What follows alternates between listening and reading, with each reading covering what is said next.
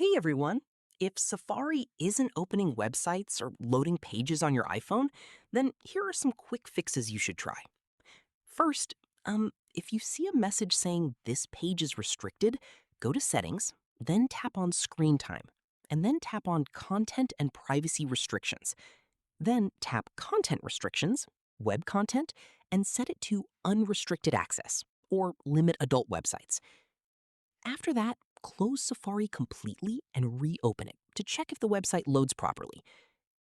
If Safari still isn't working, go back to Settings, then tap on Safari and tap Clear History. Then again, tap on Clear History and Data, and then tap on Close Tabs. This removes corrupted cache and browser files that can stop websites from loading correctly. Now, reopen Safari and test the website again. Another important fix is checking your internet connection. Some Wi-Fi networks block certain websites, so try switching from Wi-Fi to mobile data or connecting to another network. You can also turn airplane mode on for a few seconds and then turn it off to refresh your network connection. Finally, restart your iPhone and make sure your device is updated to the latest iOS version. Go to the settings, then tap on General and tap on Software Update. And yeah, that should fix Safari not opening or loading websites on your iPhone.